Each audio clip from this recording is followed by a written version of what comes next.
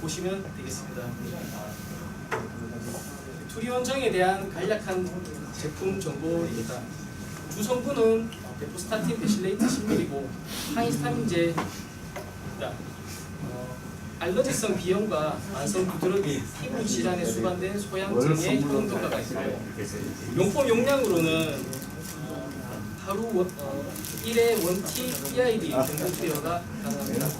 여기서 타 제제들과 차이점은 연령 및 증상에 따라 적절히 증감이 가능하다는 장점이 있습니다. 특히 24개월 이후나 8세 미만의 소아 환자의 경우에는 1회 반 T로 해서 PID 경구 투여가 가능합니다. 그리고 약가는 164원인데 2018년 12월 26일경에 148원으로 약가 인하 예정입니다. 그렇다면 투리온과 계량 신약의 차이점에 대해서 말씀드리겠습니다. 우선 주의사항을 보시면 계량 신약의 경우에는 유당을 함유하고 있어 유당분해 효소 결핍증 환자에게는 투여하면 안 된다는 약간 단점이 있습니다. 저희 투리온의 경우에는 용법 용량 부분에서 연령 및 증상에 따라 적절하게 증감한다는 강점을 가지고 있고요. 그로 인해 총 차이점은 투리온의 경우에는 소아 환자분들에게도 처방이 가능하다는 강점이 있겠습니다. 그렇다면 투리온과 최근에 출시한 배리오 서방정과의 비교 자료를 말씀드리겠습니다. 마찬가지로 용법 용량에 있어서 저희 투리온의 가장 큰 강점인 연령 및 증상에 따라 적절하게 증감한다는 강점이 있고요. 배리오 서방정도 주의사항으로 유당분해 효소 결핍증, 갈락토성, 블레성, 포도당 갈락토성 흡수장애 등의 유전적인 문제가 있는 환자에게는 투여하면 안 된다는 그러한 금기사항이 있겠습니다. 그래서 투리온정의 경우에는 이제 가장 큰 특장점으로는 이제 우선 일본 우베사 오리지널 원료를 사용한 유일한 제네릭 제품이라는 것이고요. 배리오 서방정의 경우에는 베포스타틴 성분의 최초 서방용 제제라는 특장점이 있겠습니다. 저희 투리온은 소아 환자에 있어서도 효능 효과를 입증한 바 있습니다. 보시면 소아 알레르기 환자 투리온정을 투여했을 때 혈액 내 투리온의 최고 혈중 농도와 최저 혈중 농도 값이 건강한 성인과 같은 범위였습니다. 그로 인해 소아의 경우 이제 체중당 신장 배설력이 성인보다 크므로 성인과 같은 용량의 베포스타틴의 혈액 내 농도를 유지하기 위해서 성인과 똑같은 양의 투여가 알맞은 것으로 판단된다고 하고 있습니다. 투리온과 플라세보군과 비교했을 때 코 증상을 유의하게 개선시킨 자료가 있고요. 마찬가지로 케토티켄 프라메이트, 포마레이트군과 비교를 했을 때 비혈등성이 입증되었습니다. 투리온 보험 적용 상병 코드입니다. 이렇게 상병 코드가 있는데 마지막 보시면 만성 두드러기 경우에는 투리온을 이제 1회 2T로 해서 PID로 경구 투여가 가능하여 하루 최대 4T까지 투여가 가능합니다. 그때 상병 코드를 L50.80으로 기재하시면 되겠습니다. 정리하겠습니다. 저희 투리온의 경우에는 오리지널 원료인 타리온의 원료 우베사 원료를 사용하여 오리지널과 같은 제네릭 제품이라는 것을 말씀드릴 수 있겠습니다. 그리고 연령 및 증상에 따라 용량 증감 가능하여 소아 환자분들께 처방이 가능하고요. 베포스타틴 계량 신약 중에서 가장 저렴한 약가 지금은 현재 164원인데 한 달 뒤 12월 26일 때 되면은 148원으로 가장 저렴합니다. 그리고 만성 두드러기 환자분들의 경우 하루 최고 4T까지 복용이 가능하다는 강점이 있겠습니다. 오리지널 제품과 같은 제네릭 제품 투리온에 대해서 많은 관심과 사랑 부탁드리겠습니다. 네, 감사합니다.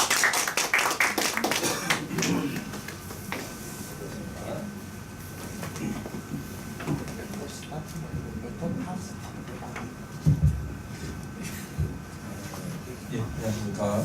2018년 11월 28일 경남일당 초파연구회 정기모임을 시작하겠습니다.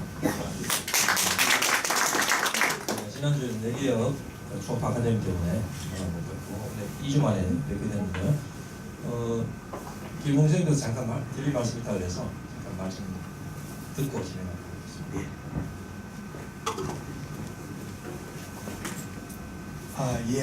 강의에서 조금 감사 인사 말을 드리고자 합니다. 저희 딸이 이제 1월 18일 날 노보텔에서 결혼식 했습니다. 초등학교 동창이었는데 이제 국민학교 때 초등학교 대신에 알고 있다가 졸업 후에 이제 다시 또 동창회를 만나가 서로 친구로 지내다가 이제 결혼하게 됐습니다. 그래도 우리 영남 임사 회원님 많이 와주시고 그리고 저 의사 선생님들이 대부분 오셔가지고 많은 선생님 오셔가 결혼식이 아주 좀 뭐랄까 엄숙하고 아주 뜻있게 마무리되었습니다.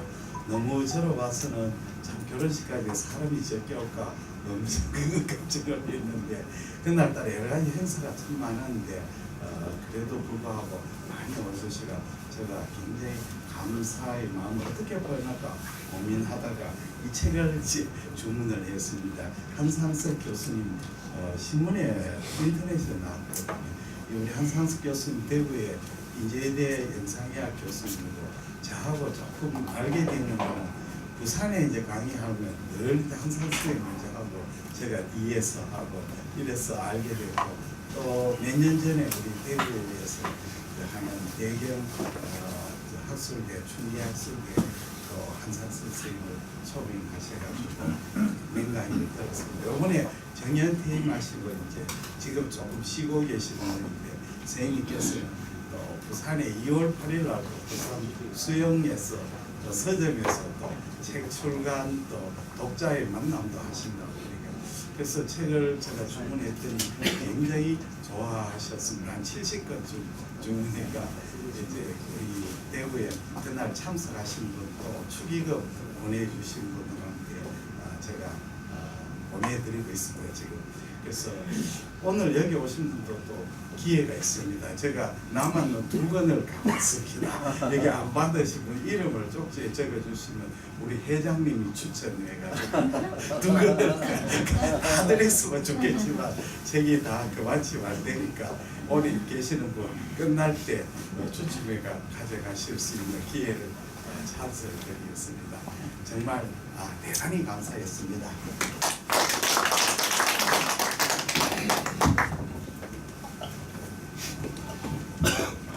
혹시 지난주 보고사항 있으신 분 말씀 부탁드리겠습니다. 네, 없으시면 오늘 본론으로 진행하도록 하겠습니다.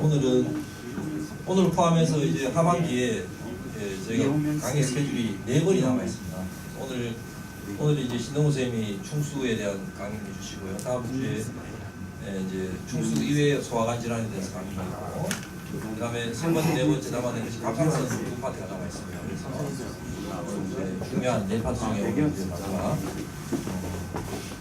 파트 중에 한 파트 오늘 충수에 대한 강의를 하게 되겠고요. 끝나고 나서 저희가 오늘 준비한 특례 토론 순서로 진행하도록 하겠습니다. 마지막에 오늘 끝나고 난 뒤에 앞에서 예. 오늘 끝나고 나서 김용 선생님께서 같이 시간 되신 분들 모여서 잠깐 맥주 한잔 하고 가시자고 말씀하시네요. 시간 되시면 참석해 주시고 바라겠습니다. 신동우 선생님 강의 좀 부탁하겠습니다. 여기 이름 쓰십시오. 쓰십시오.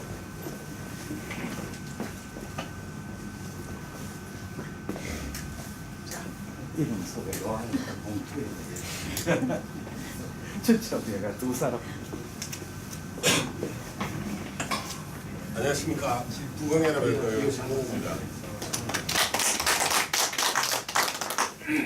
오늘 제가 경험했던 충수염에 대해서 최대한 정리를 많이 해가지고 선생님들께 경험을 나누고 싶어서 자리를 준비를 했습니다. 먼저 충수염이 얼마나 많이 생기는지에 대해서 궁금해하시는 분들이 있을 것 같은데 저희들 사비스톤 교과서에는 미국에서는 충수염이 평생 걸릴 확률이 1생에 7% 정도라고 합니다. 근데 우리나라 통계를 요소서 제가 심사평가 통계를 찾아보니까 2015년, 2016년, 2017년에서 1년에 최소한 10만 명 이상 환자가 발생하는 걸로 통계가 잡히고 있고, 그런데 이게 조금씩 두는 게 아무래도 이 내과하고 소아과 선생님들, 가정의학과 선생님들 초음파를 열심히 보셔가지고 이제 폴스 파지티브가 좀 줄어서 그런가 했나 이런 생각도 해봤습니다. 중수염에 대해서 간단한 에피소드 몇 가지 들려드리고 시작을 하겠습니다.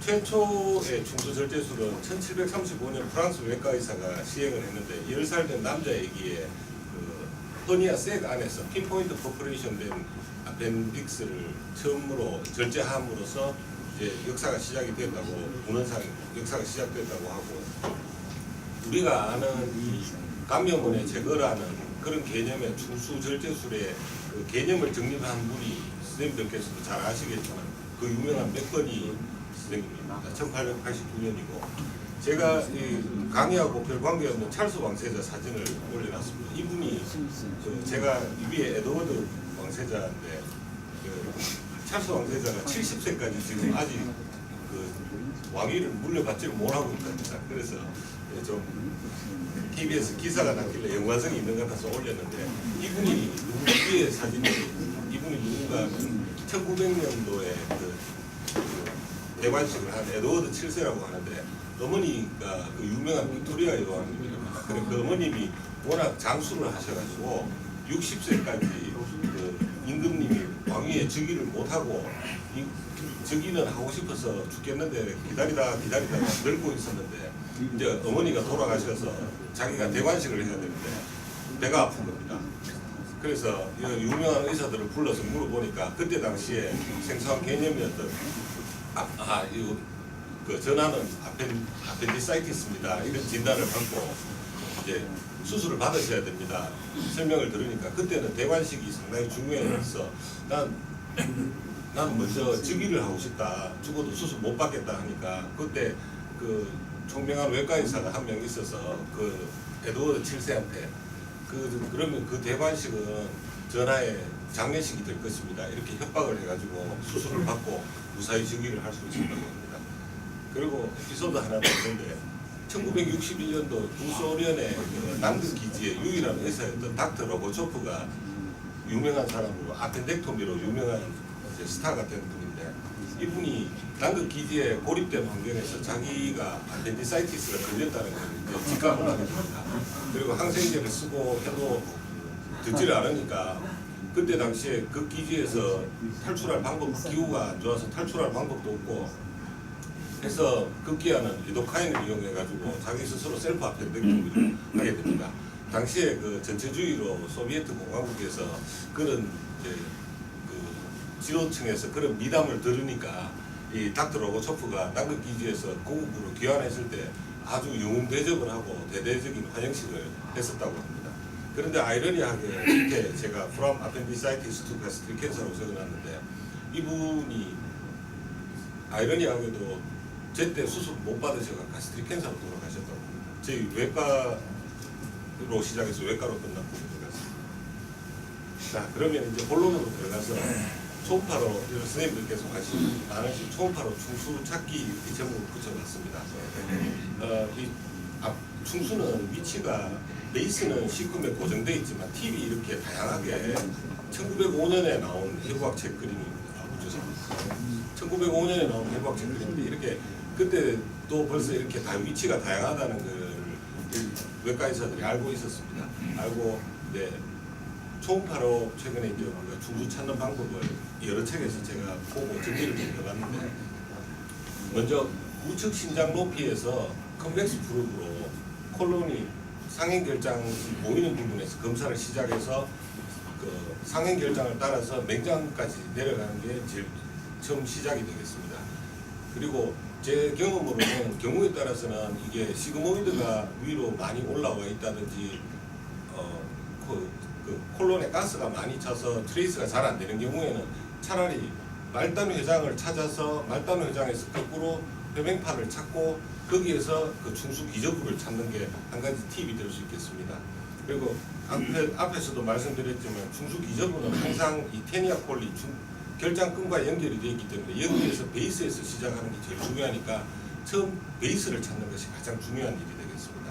그리고 일단 찾고 나서는 초음파로 이게 블라인드 엔드 맹관으로 끝나는지 꼭 끝까지 트레이스 하는 게 중요하겠습니다.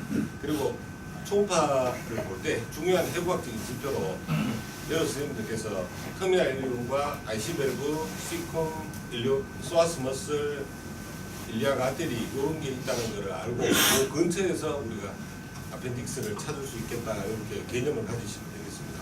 그리고 제가 생각해서 제일 중요한 게 그레이디드 컴프레션인데 결국 그 개념은 잘 알고 계시겠지만 프루브와 아펜딕스 사이의 거리를 좁히기 위해서 컴프레션을 해야 됩니다. 컴프레션을 해야 되는데 이 컴프레션을 너무 급작스럽게 할 경우에는 환자한테 통증을 유발시키기 때문에 갑자기 머슬 가딩이 들어가지고 우리 정확한 검사가 안 될 수도 있고 또 처음에 초음파 하시는 선생님들께서 많이 힘들어 하시는 게 그레이디드 컴프레션을 할 때 이 방향을 어디로 해야 되느냐 그렇게 물으시는 분들이 많습니다.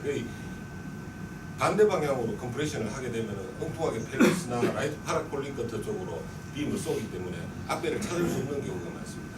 그래서 그것도 결국은 포인트는 하나입니다. 터미널 일리움과 시쿰이 만나는 쪽으로 베이스 쪽이다 싶은 쪽으로 조금 비스듬하게 그레이디드 컴프레션을 하는 것이 중요하겠습니다. 그리고 리트로시칼 아펜디사이티스 같은 경우에는 우리가 데쿠비투스 포지션으로 해서 또 찾아볼 수도 있겠고 우리가 염증이 심한지 안 심한지 이게 아펜딕스가 맞는지 아니면 이게 너무 동그래서 너무 팽창이 많이 돼서 아펜딕스가 맞는지 아니면 이게 아테리인지 헷갈릴 때는 우리 또 색도플러를 적절하게 활용할 수가 있겠습니다. 이제 앞에서 설명드린 거 정확하게 설명드린 거 정상 충수 정리를 가지고 간단하게 설명을 한번 리뷰해 보겠습니다. 시쿰이 있고 요 부분이 잘 안 나오는데 소아스 머슬입니다. 소아스 머슬이고 베이스에서 이렇게 앞배가 커먼 일리아c 아테리 앞을 지나서 펠비스 쪽으로 이렇게 내려가는 게 보이고 있습니다. 이 앞배는 중간에 이렇게 뮤커자로 선명하게 살아있고 에어도 점점이 보이고 해서 요건 노멀 아펜딕스로 진단을 한 증례입니다. 이렇게 안에 에어 보이시죠? 하얗게 에어 보이고 커먼 일리아c 아테리 앞으로 앞배가 내려가고 블라인드 엔드가 확인되고 있습니다. 전형적인 충수염 증례를 말씀드리겠습니다. 충수염 진단 기준에 대해서 말씀드리겠는데요. 첫 번째로는 앞배가 타겟 사인이 나타나게 되고 두 번째는 이게 컴프레션 되지 않는 앞통을 동반한 관상 구조물로 튜블러 스트럭처가 보이고 세 번째는 우리가 사이즈를 소아에서는 6mm, 성인에서는 7mm 정도로 보는데 이 사이즈는 절대적인 것은 아닙니다. 이게 커져 있어도 또 노말인 경우가 있고 작아도 아펜디사이티스일 수가 있습니다. 그래서 또 여기서 중요한 팁은 사이즈에 우리가 함정에 빠지지 않는 팁은 목이 컴프레션이 되느냐, 아까 앞에서 말씀드렸다시피 컴프레션이 되느냐, 그 다음에 텐더니스가 있느냐 이런 걸 임상적으로 종합적으로 판단을 해야 되겠습니다.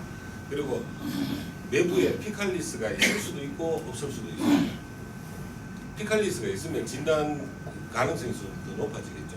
그리고 충수벽이 3mm 이상으로 비유가 되어 있는지, 그 다음에 충수 주위에 팻 인필트레이션, 그러니까 팻 티슈가 이데마 때문에 두꺼워져서 이런 식으로 팻 인필트레이션이 된 게 있는지, 그 다음에 액체 저류가 되어 있는지 확인을 해야겠고, 그리고 역시 이렇게 굵은 앞배인 경우에는 우리가 터미널 일리움도 컨트랙션 되면은 우리가 꼭 아펜딕스 사이즈로 보일 수가 있습니다. 그래서 이게 시간을 두고 관찰을 하면서 블라인드 엔드가 맞는지, 어디 커뮤니케이션이 있는지, 그 다음에 페리스탈시스가 있는지 꼭 확인을 해야겠습니다. 네, 전형적인 충수염 정례로 서브시칼 아펜디사이티스 두 번째 케이스입니다. 이건 동영상으로 준비했는데 시쿰 아래쪽에서 뭐가 해가 딱 떠오릅니다. 여기 소아스 머슬이고 주변으로 패드 인필트레이션도 좀 있고 내부에 플루이드 컬렉션 저에코를 보이고 있습니다.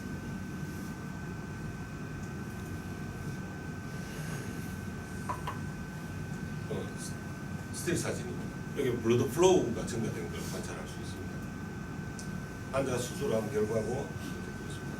다음으로 우리가 아펜디사이티스에서 제일 걱정을 해야 되는, 천공을 의심해야 될 만한 소견이 뭐가 있는가 살펴보면 첫 번째로는 플루이드 컬렉션이 되겠습니다. 요 첫 번째 정리에서 보시면은 앞에 팁이 이렇게 보이고 팁 끝에서 연결돼서 플루이드 컬렉션이 이렇게 있습니다. 이러면 거의 99% 퍼퍼레이션으로 생각을 하면 되겠습니다. 두 번째는 이게 플루이드 컬렉션이 없는데 우리가 일반적으로 패드 인필트레이션이라고 묘사하는 그 부분이 질환 측에 두껍습니다. 이렇게 두꺼우니까 거의 우리가 피지컬을 해보면 이 환자 같은 경우에는 메스로 만져집니다. 그러니까 이게 초음파로 봤을 때는 아주 두꺼운 패드 인필트레이션이니까 플래그몬입니다. 염증성 종괴 형성 된 경우에도 이렇게 퍼포레이션 된 거를 생각을 해야 되겠습니다. 그리고 이제 위치가 별나서 우리가 초음파로 찾기가 어려운 환자가 제일 대표적인 케이스가 리트로시칼 아펜디사이티스인데 53세 여자 환자입니다. 식후 뒤쪽으로 CT에서 아펜디사이티스 진단받아서 내원하셨습니다. 제가 그때 초음파 실력도 지금보다 제 기계도 좀 지금보다 좀 딸리고 해서 찾기가 상당히 까다로웠었는데 제가 한번 호기심에 열심히 찾아보니까 터미널 일륨 있고 식품 있는 데서 베이스가 이렇게 나가는 거는 관찰이 되는데 뒤쪽으로 트레이스가 완전히 되지 않고 이 베이스에서 멀리 떨어진 부분에 이렇게 팁만 관찰되고 여기에서 한 가지 또 힌트는 식품 라테랄 사이드에 있었습니다. 그러니까 초음파에서 식품 보이는 거에 왼쪽에 있었습니다. 그러니까 이런 경우에는 리트로시칼 아펜디사이티스를 의심해야 되겠다 말씀드립니다. 이 환자 수술 사진입니다. 처음에는 요 앞에 베이스 부분인데 이것도 보이지 않고 완전히 육안적으로도 숨어 있는 형태였고 저희들이 박리를 이제 기구를 이용해서 박리를 하고 요거는 완전히 잘라내기 전에 뒤로 앞쪽으로 끄잡아내서 이제 그 아펜덱토미 직전의 사진입니다. 그리고 또 놓치기 쉬운 게 골반형 중수염 펠빅 아펜디사이티스인데 이 증례는 62세 여자 환자입니다. 이분은 오줌 소태, 골반통으로 비뇨기과, 산부인과에서 약을 좀 잡수다가 내원을 하셨는데 제가 처음에 앞뺄 수도 있겠다 싶어서 초음파를 봤는데 식품이 보이고 베이스가 보이는데 베이스에서 제가 초음파를 못 봐서 그런지 모르지만 아무리 추적을 해도 펠비스 쪽으로는 이게 영상이 나타나지 않았습니다. 그래서 CT를 의뢰를 했는데 역시 CT에서도 베이스까지는 이렇게 보이는데 그 뒤로는 트레이스가 전혀 되지 않고 펠비스 안에 이렇게 뚝 떨어진 자리에 앱세스 캐비티가 형성이 되어 있었습니다. 근데 이제 환자분 연세가 62세니까 뭐 다른 오발이나 뭐 이런 문제는 아닐 거라고 판단이 돼서 수술을 했는데 역시 수술을 해보니까 좀 성한 부분이 요 베이스밖에 없고 완전히 네크로시스 돼가지고 있었습니다.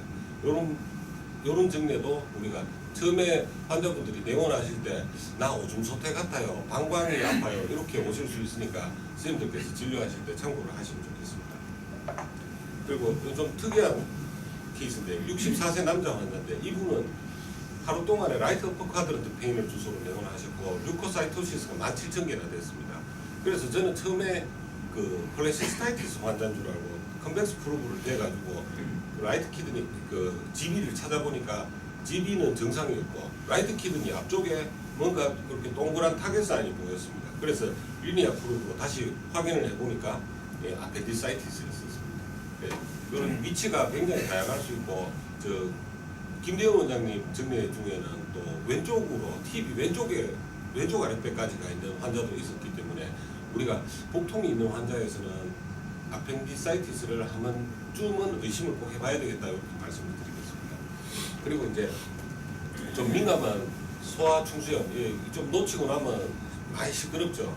그래서 제때 잘 찾아줘야 되는 소아 충수염에 대해서 제가 증례 말씀드리겠습니다. 소아 충수염의 특징은 소아는 일단 소아과 원장님 계시지만 소아는 면역 반응이 굉장히 어른들보다 급하게 일어나고 또 방광벽이나 모멘텀이 그 성장이 덜 된 미숙한 상태이기 때문에 일단 인플라메이션이 시작돼 버리면 퍼포레이션이 잘 됩니다. 그리고 퍼포레이션이 되면 성인에서는 이 모멘텀이 감아지어 가지고 로컬라이즈드 앱세스를 잘 형성을 하는데 소아에서는 그런 방어벽이 없기 때문에 제너럴라이즈드 페리토나이티스를 만드는 경향이 있습니다. 그래서 이 아기도 딱 하루 아파서 저한테 내원했는데 초음파를 보니까 앞에도 퍼져 있고 주변으로 패드 인필트레이션 있고 이 정도면은 뭐 하루 아팠으니까 괜찮겠나 싶어서 수술을 막상 들어가 보니까 여자애기인데 유테루스하고 팔로피안 튜브 있고 이 터미널 리움인데 그 사이에 펠빅 캐비티 안에 프리퍼스가 있었습니다. 이 정도로 심했고 이걸 앞배를 이제 들어보니까 여기 초점이 좀 안 맞지만 여기 퍼포레이션이 관찰됩니다. 그리고 또 이거는 얼리 아펜디사이티스인데 6세 여아였는데 이 바디가 보이고 이건 컴프레션 됐었습니다. 컴프레션도 되고 트레이스를 쭉 해보니까 팁이 보이는데 주변으로 패딩 필트레이션은 저명하지 않은데 컴프레션이 잘 안 되어 있습니다. 그러면 여기가 이제 의사소통이 되니까 페인이 많이 걸렸었습니다. 그래서 어머니한테 이거를 하루 이틀 경과를 보다가 우리가 결정을 할지 바로 수술을 할지 설명을 좀 드리니까 집안에 앞에 환자가 많아가지고 고생을 많이 했다고 빨리 수술을 해달라고 합니다. 그래서 사실 이제 긴가민가하면서 수술을 했었습니다. 했는데 해보니까 앞배가 이렇게 거의 정상적인 부분이 있고 팁만 이렇게 동그랗게 켜져 있습니다. 그래서 이거 팁 아펜디사이티스였습니다. 수프라팁 아펜디사이티스로 나왔고 제때 수술이 잘 된 경우 요거는 이제 소아정례로서도 의미가 있지만 이 앞배는 꼭 반드시 팁까지 트레이스를 해야 된다는 거를 한번 강조하고 싶어서 준비했습니다. 그리고 이제 우리가 임산부 중수염이 또 문제인데요. 과거에 저희들이 수련받던 시절에 책에는 그 임산부 중수염 확률을 2000분의 1이라고 했는데 최근 책에는 766 출산 중에 라이브 벌스 중에 한 명이라고 되어 있습니다.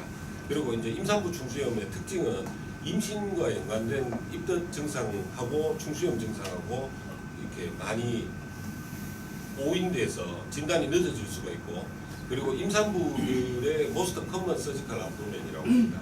그리고 임신 주기에 따라서 이 유테루스가 점점 자라 올라가서 임신 20주경에 평균적으로 umbilicus 레벨까지 유테라인 푼두스가 올라간다고 하는데 거기에 따라서 이 식품도 쭉쭉 밀려 올라갑니다. 밀려 올라가고 위쪽으로 올라가게 되고 앞배 자체는 더 깊은 쪽으로 향하는 경향이 있습니다.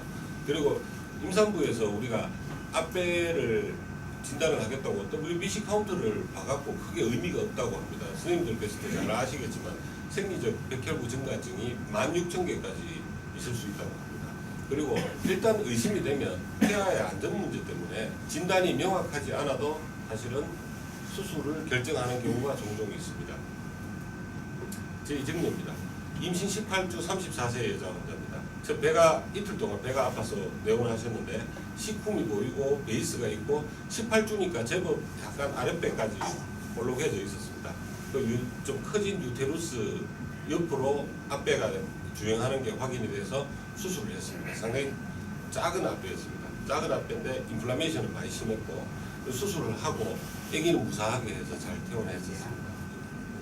그리고 이제 우리가 요즘 들어서 굉장히 흔하게 과거에 제가 2004년도에 개업하고 과거에 충수절제술을 하던데 한 10년 전하고 비교를 해보면 그때는 크로닉 아펜디사이티스 진단을 거의 볼 수가 없었는데 최근 몇 년 사이에 병리과에서 크로닉 아펜디사이티스는 리포트를 굉장히 많이 내주십니다. 그래서 제가 이유를 생각해 보니까 이제 우리가 병원에 가기도 쉽고 또 꼭 배가 아파서 아니더라도 다른 질환으로 이게 항생제를 이제 많이 쓰다 보니까 뭐 같이 이렇게 앞배가 번거롭게 장염이나 이런 데 항생제를 쓰게 되면 앞배가 생기다가 가라앉지 않았겠나 그런 생각도 한 번씩 해봤었습니다. 만성 충수염을 우리가 의심하는 기준은 3주 이상 그다음에 발열이 없어야 됩니다. 발열이 있으면 급성을 생각을 해야 되겠고요. 그리고 한번 에피소드가 시작되면 상당 시간 하루 이틀 정도 지속되는 우하복부 통증이 있고 CT나 초음파에서 피칼리스가 이것도 역시 보일 수도 있고 안 보일 수도 있습니다. 그리고 아펜딕스 직경은 일반적으로 정상 범위 안에 들어가지만 5, 6mm로 조금 늘어난 느낌 그 정도고 그 에피소드가 있을 때는 제가 직접 환자를 봤을 때 에피소드가 있을 때는 이게 초음파 소견은 정상 앞배지만 프루브 텐데니스가 마일드하지만 있습니다. 있고 또 하루 이틀 지나면 약을 안 써도 저절로 좋아집니다. 그래서 이게 몇 번 에피소드가 반복이 되면 이제 설명을 만성 중수염에 대해서 설명을 하면 결국은 환자가 자기가 괴로워서 수술을 해달라고 하는 그런 경우가 있습니다. 그리고 이제 우리가 그 다른 병변이 발견되지 않아야 되고 그다음에 그 아펜덱토미 후에 증상이 소실돼야 됩니다. 증례를 한번 보면 31세 여자로 1개월간의 간헐적인 복통으로 내원했습니다. 내과에서 선생님 봐주셨는데 내과 선생님 보셨는 초음파인데 5.1mm 정도로 늘어나 있는데 에피소드가 있을 때는 마일드 텐더니스가 있고 또 괜찮은 날은 괜찮고 콜로노나 CT까지 다 봤는데 다른 이상은 없었고 해서 만성 중수염이 의심돼서 저한테 전원이 된 환자입니다. 수술했는데 이건 거의 요걸 거의 정상 중수의 유관적 소견이라고 보시면 됩니다. 거의 정상이고 내부에 분변이 좀 관찰이 되는데 병리과에서 바이옵시가 크로닉으로 확인된 증례입니다. 그리고 그 뒤에 증상은 소실됐었습니다. 만성 중수염으로 또 제가 혼이 난 경우인데 남자 15세 환자입니다. 케이스인데 환자는 수일간의 복통으로 저희들한테 와서 아펜디사이티스는 확실한데 이게 제가 보니까 아펜디사이티스는 확실한데 펠비스 안으로 내려가는 펠빅 아펜디사이티스인데 이 앞배하고 거리를 가늠할 수 없는 펠비스 안에 또 이런 정체불명의 앱세스 같은 하이포에코이관 리전이 관찰됐습니다. 그래서 이게 퍼포레이션일 가능성이 있어서 연령도 있고 해서 CT를 찍어보니까 CT에서도 영상의학과 원장님께서 이거는 퍼포레이션이다, 이거는 앱세스 같다 판단을 내주셔가지고 저희들이 수술을 하게 됐습니다. 근데 수술을 해보니까 여기 앞배는 이렇게 아펜디사이티스는 맞았습니다. 맞았는데 이거는 절대로 앱세스 캐비티가 아니었습니다. 그래서 제가 단면은 제가 직접 열어보지는 못하고 병리과에 보내서 단면을 확인을 하고 선생님이 리포트를 내주셨는데 절대 그건 앱세스 캐비티는 아니었고 요게 이제 선생님들께서 잘 아시겠지만 인트라페리토니알, 그러니까 앞배는 인트라페리토니알로 있었고 여기서 연결돼서 리트로페리토니움에 묻혀있는 메스였습니다. 그래서 진짜 죽을 고생해가지고 수술을 해가 보내보니까 황당하게 림프노드였습니다. 림프노드고 요거는 아펜딕스고 이 아펜딕스에 아큐트 아펜디사이티스도 있으면서 크로닉 아펜디사이티스가 이전부터 있어가지고 이게 림프노드가 지속적으로 커져서 요번에 이런 일이 안 있었겠나 병리과 선생님 그래 판독을 해주셨습니다. 그래서 크로닉 아펜디사이티스는 우리가 항상 좀 또 생각을 해보는 그런 주제인 것 같습니다. 그리고 내과 선생님들께서 관심 많으시고 앞에서 말씀드린 닥터로고 좁은 사례도 있지만 그 약물 치료에 대해서 한번 간단하게 제가 책을 정리를 해봤는데요. 충수의 천공은 증상이 일어나고 나서 36시간 이내에는 드물고 그 이후에 12시간마다 5%씩 천공 위험성이 증가된다고 합니다. 약물 치료에 대한 연구로 96년에서 99년까지 그 20대에서 50대까지의 성인 남자 200명 정도를 대상 그 아펜디사이티스 환자를 언더라인 없는 사람을 대상으로 연구를 추적을 해보니까 88%가 약물 치료로 호전이 된다고 합니다. 그런데 그 환자들 1년 정도 팔로우를 해보니까 1년 내에 충수염이 재발될 확률이 15% 정도 된다고 합니다. 그래서 약물 치료의 한계로 지적을 하는 게 약물 치료에 실패해서 수술을 한 경우에는 퍼포레이션 된 레이트가 아무래도 많았고 그리고 환자가 앞에서 말씀드렸다시피 다시 충수가 달려있는 동안에는 언제든지 충수염이 걸릴 수가 있다는 리스크가 있고 그 다음에 우리가 아주 드물게 보지만 충수에도 튜블라 아데노마나 심지어는 캔서까지도 있을 수 있기 때문에 이런 진단이 늦어질 수 있다는 단점이 있기 때문에 우리나라 같이 좋은 의료 환경에서는 충수염이 의심되는데 환자가 마취를 하면 금방 죽을 것 같다든지 그런 특별한 경우 아니면 굳이 약물 치료를 고집할 필요는 없을 것 같습니다. 제가 제 증례입니다. 53세 남자 환자고 2017년 10월 달에 저한테 오셔가지고 앞에 소노를 봤는데 7mm 정도라 얼리 아펜디사이티스로 판단이 돼서 수술을 권유를 하니까 자기는 죽어도 수술을 못 하겠다 해서 제가 약을 처방을 내 항생제를 3세대 세파하고 메트로니다졸하고 처방해서 증상이 없어졌습니다. 신기하게 없어졌는데 그 다음 달에 또 배꼽 주변에 불편감으로 오셨는데 그 다음 달에 제가 초음파를 딱 보니까 이게 완전 노멀 앞배였습니다. 그래서 괜찮습니다. 걱정하지 말고 계십시오 하니까 이번 달에는 내가 시간이 되니까 수술을 해주세요. 좀 별난증입니다. 이게 10월 23일 얼리 앞배 제가 아마 봐도 얼리 앞배가 됐습니다. 이렇게 보였는데 11월 달에 딱 한 달 상간에 이렇게 팔로우 하기가 쉽지 않은데 팔로우가 잘 됐던 것 같습니다. 예, 배우를 하셨는데 여기 내부에 에어도 보이고 같은 위치였는데 완전히 노멀 앞배로 보여서 괜찮다고 말씀드리니까 그래도 이제 시간이 있어서 수술을 받겠다 그래서 저는 감사합니다 하고 수술을 했습니다. 해보니까 크게 염증 심한 소견 없고 약간 커진 듯 만 듯 그 정도고 병리 리포트에서는 크로닉으로 나왔습니다. 그리고 이제 또 조금 흥미로운 케이스라서 준비를 했는데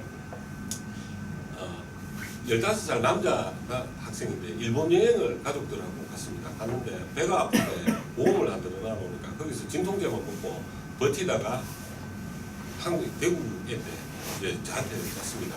와서 이제 저한테 앞에 진단받고 수술을 했는데 얘는 그 갱그로너스 아펜디사이티스로 나왔는데 갱그로너스 아펜디사이티스는 일단 앞에 아펜디사이티스 형태 중에는 가장 독식한 경우로 그 혈류가 차단돼서 생기고 또 진짜로 실제로 저희들이 수술 들어갈 때 펄스 레이트가 120회, 130회씩 되고 혈압이 뭐 90, 60 이렇게 떨어지다가 하이드레이션을 하고 앞에 딱 떼고 나면 신기하게 펄스 레이트 자사삭 떨어지고 그 다음에 혈압도 싹 올라오고 이런 아주 재밌는 아펜디사이티스가 되겠습니다.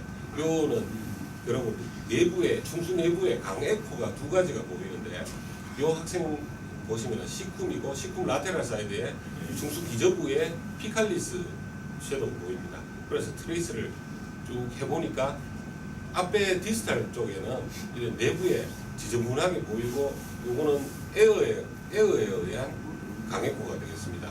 그래서 제가 이거는 틀림없이 갱그로너스 아펜디사이티스니까 그러니까 갱그로너스 체인지 때문에 에어가 생겼고 그것 때문에 앞에 안에 에어가 보이는 거다. 그냥 단순한 피칼 머티리얼이 아닌 것 같다 이렇게 생각을 하고 환자를 데쿠비투스로 이렇게 데쿠비투스 체인지를 해봤습니다. 하니까 수파인에서는 에어가 여기 있었는데 데쿠비투스에서는 에어 위치가 바뀌면서 제가 그냥 한번 갱그로너스 이런 경우에는 갱그로너스 아펜디사이티스 한번 생각해봐야 되겠구나 뭐 이렇게 증례를 준비를 했습니다. 아주 심한 염증이고 퍼포레이션은 없었습니다. 그리고 마지막으로 요즘 간간히 보이는 아펜디시알 다이버티큘라이티스에 대해서 간단하게 설명드리고 마치도록 하겠습니다. 김대현 원장님 정례로 보는 소화관 초음파 진단하는데요. 거기 수술 환자의 0.2에서 1.5% 정도에서 발견된다고 하고 일반적인 중수염에 비해서 연령층이 높고 복통 지속 기간이 긴 경향이 있다고 합니다. 그리고 점막과 점막 하층으로만 이루어진 가성계실이고요. 60%에서 중수 원위부에서 생기고 아무래도 벽이 얇기 때문에 천공이 일어나는 경향이 좀 더 많다고 합니다. 그래서 요 환자는 재정리입니다. 29세 남자 환자, 고령은 아닌데 제가 앞에 소노를 보다 보니까 요거는 틀림없이 여기를 보면 아펜디사이티스가 맞는 것 같은데 여기 볼록하게 뭔가 뭔가 볼록하게 솟아올라 있는 구조물이 보였습니다.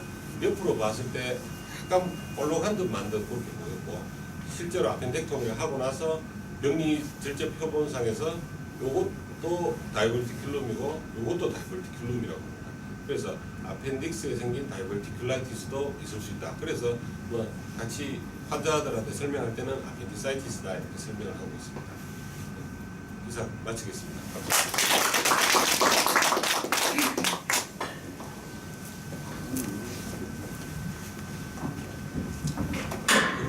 신동호 선생님 아주 훌륭한 강의 잘 들었습니다. 저희 내과 의사로서 많이 도움될 부분이 많이 생각이 됐는데요. 혹시 질문이나 코멘트 사항 있으신 분은 말씀해 주시고 그다음 넘어가겠습니다.